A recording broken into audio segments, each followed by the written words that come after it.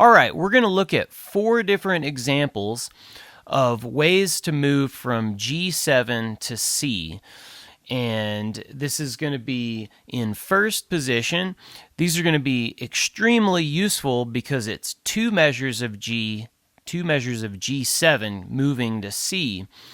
And these are very, very good sounding ways to get from G to C, because once we start adding the 7th note into the G chord, what that does is it creates a passing chord. So it's leading the ear.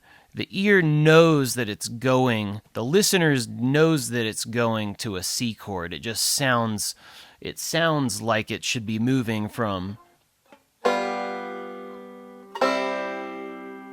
Now, to take a look at why these work like they do, if I just hold that 3rd fret 1st string,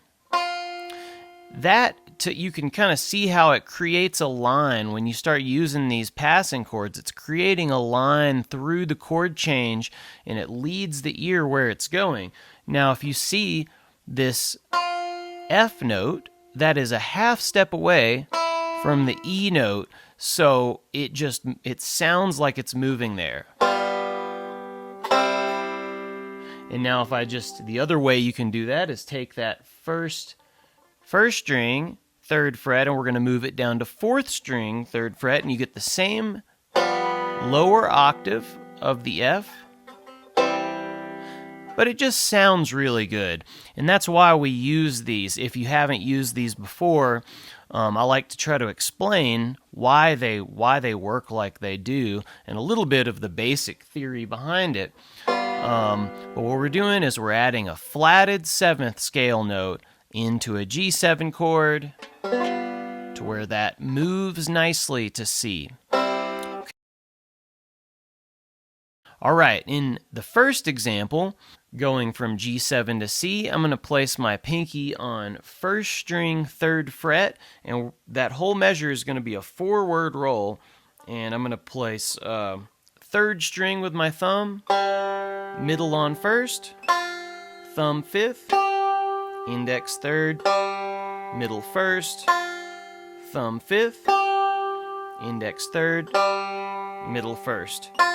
So that's just a forward roll, and I'm going to now do a square roll in combination. The next measure, it's a square roll, and it combines into a forward roll to lead us to the C note. So I'm going to go thumb on the 5th. This is a square roll, index 2nd string, thumb 3rd, middle 1st, and now I'm adding another little scale note here. I'm going to place my middle finger on 3rd string, 2nd fret, and we're going to just do a forward roll. So here's what the shape looks like.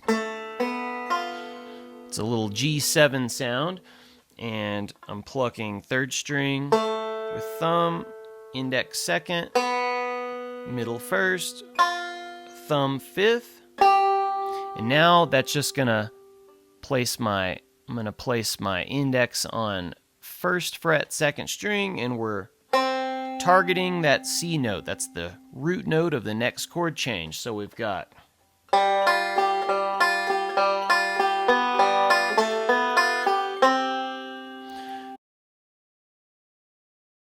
all right, so example number 2, we're going to have a little different hand position here. We're kind of adding some more notes into this left hand position. So we're going to have, we're going to be targeting the 7th note on the 1st string 3rd fret. I'm going to be holding this with my ring finger now instead of pinky, just because of the way this is going to lay out.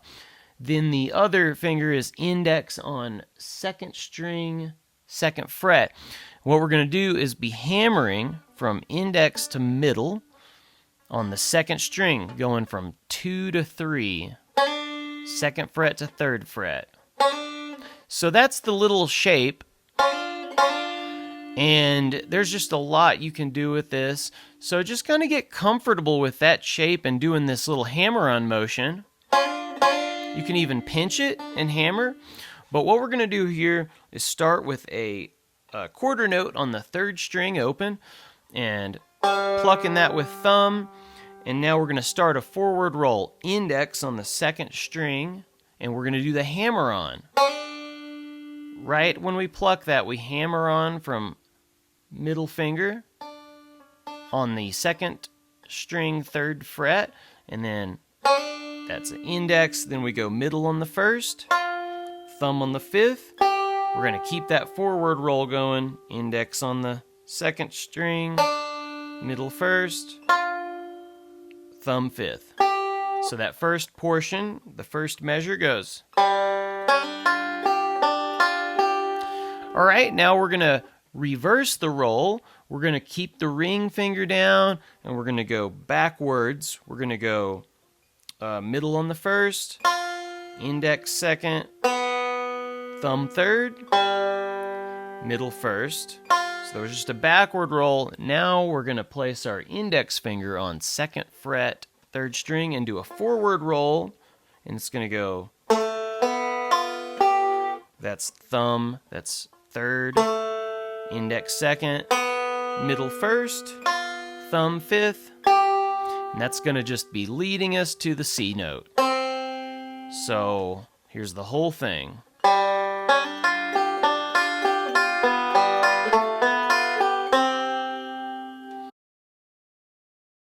Okay, example number 3.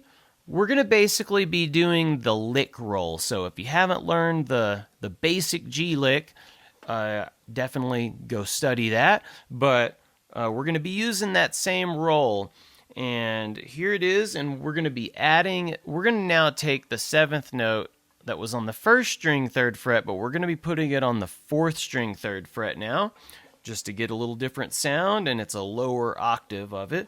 So we're going strings 3 with a thumb, middle on the 1st, thumb on the 5th, index 3rd, middle 1st.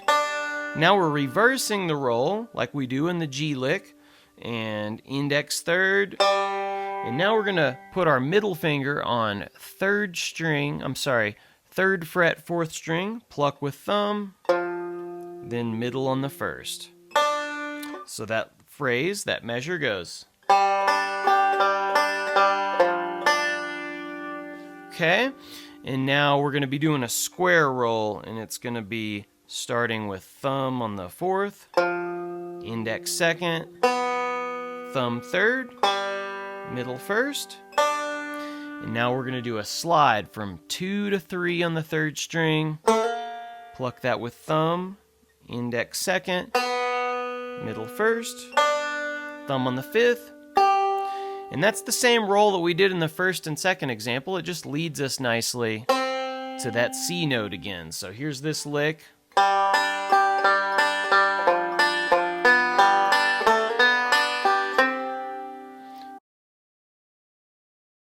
So example number 4, a little different than all the other ones. So we're going to go now thumb on the 3rd. These are going to be all 8th notes. Instead of having any quarter notes in there, we're going to pluck thumb on the 3rd, middle on the 1st. Now we're going to do a hammer on strings on 2nd string fret 2 to 3. So we're going to have, you use that all the time, so hopefully you're used to that little bit now. But we're going to pluck that with index, and then middle on the first. So far we've got. Now we're going to do a forward roll, thumb on the 5th string, and we're going to place our index on 2nd string, 1st fret, and we're going to be in this little shape now. We've used this before. It's basically a G6 chord now. So we're going to pluck, that's back to 5th string with thumb. This is a forward roll, index, second string, middle on the 1st, thumb on the 5th. All right, and now we're going to do another little shape here. We're going to take our ring finger, and that's going to go down on the 1st string, 3rd fret, and that's giving us the 7th note. And we're going to pluck that with middle, index 2nd.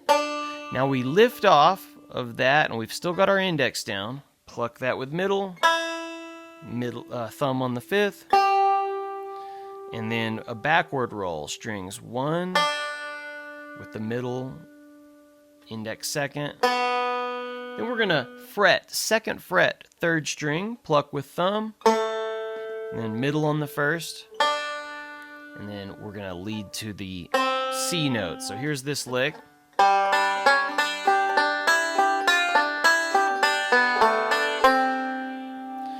Also a really nice sounding one. It's a little different than the other ones too. So there's our 4 variations of 2 measures of G7 leading to a C chord in 1st position. And then when you start to add different rolls, you can create your own variations of these. These are going to be nice little templates to look at, and little blueprints that you can look at and learn from, and then start to create your own, because it's actually not that difficult if you just experiment with moving rolls around. That's the way you create in the Scruggs style. That's how you start to create your own vocabulary, building off of what's already there. So you could do a backward roll where there was a forward roll. Vice versa, do a forward roll where there was a backward roll. Change the rolls up, basically. And that's going to shift your rhythms around.